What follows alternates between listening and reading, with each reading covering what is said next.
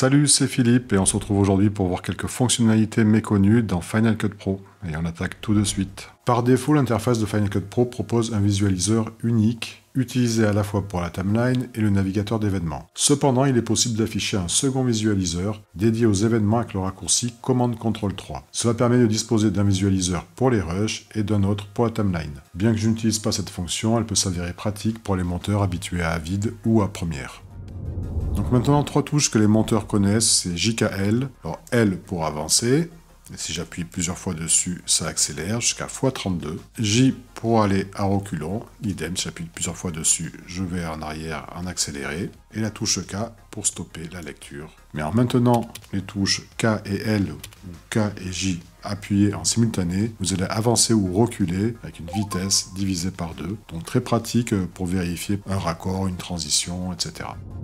Dans Final Cut, nous n'avons pas la possibilité d'ouvrir les timelines en onglet, comme c'est le cas par exemple dans Premiere ou bien dans DaVinci Resolve. Nous avons ici des flèches pour naviguer entre les différentes timelines qui sont ouvertes. Le problème, c'est que c'est pas très pratique puisque ça nous oblige à lâcher le clavier pour prendre la souris. Donc en fait, il existe un raccourci qui est pas très connu, c'est commande $ pour avancer dans l'historique de la timeline et commande accent circonflexe pour reculer dans l'historique. Vous voyez que c'est beaucoup plus rapide de passer d'une timeline à l'autre de cette façon-là. Pour modifier ce raccourci clavier, vous ouvrez l'éditeur de commandes et vous tapez historique.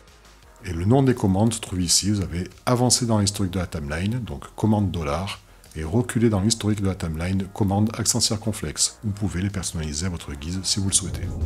Concernant l'affichage des éléments dans le navigateur, nous pouvons basculer du mode pellicule au mode liste avec ce bouton-là. Mais là aussi, il existe un raccourci clavier qui est commande option E qui me permet de basculer d'un mode à l'autre beaucoup plus rapidement et sans quitter le clavier là aussi. Et lorsque vous êtes en mode liste, commande A et flèche de droite, vous allez afficher toutes les informations relatives à vos plans, à savoir tous les mots-clés, les marqueurs, les favoris, etc. que vous avez mis sur vos plans. Et vous pouvez ainsi tout visualiser en une seule fois. Pour recondenser le tout, flèche de gauche et vous refermez. Ceci est également valable pour l'audio, bien entendu. Commande option E pour basculer d'un mode à l'autre. Commande A, flèche de droite pour afficher les informations, les mots-clés, etc.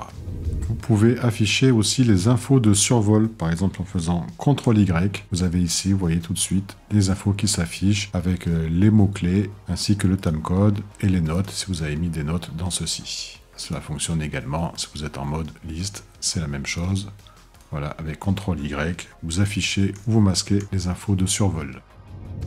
Pour naviguer ici entre les différents inspecteurs, on est généralement tenté d'utiliser les icônes qui se trouvent ici. Donc voilà, je vais aller à l'inspecteur des couleurs, celui de l'audio ou celui des informations. On va cliquer ici machinalement. Et en fait, il existe un raccourci clavier pour cela, c'est CTRL-Tab. Et avec CTRL-Tab, je peux passer d'un inspecteur à l'autre. Vous voyez que c'est beaucoup plus rapide. Et là aussi, ça m'évite de quitter le clavier lorsque je travaille. Et puisque nous sommes dans l'inspecteur des informations, on va y rester. En fait, ici, nous pouvons réagencer à notre convenance l'inspecteur des informations tout simplement en sélectionnant une étiquette, en maintenant le clic dessus et vous pouvez la déplacer où vous le souhaitez et donc réagencer à votre convenance la présentation des informations.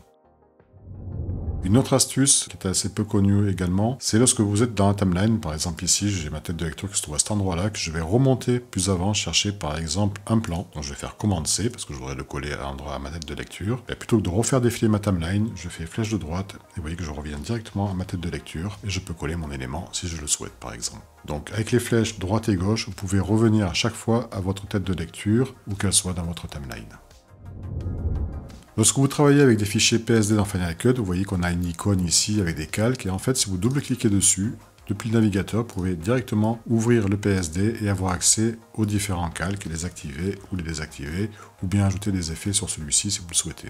Cela fonctionne également dans votre timeline. Vous voyez que si vous double-cliquez dessus, vous y avez accès de la même façon qu'avec un plan composé.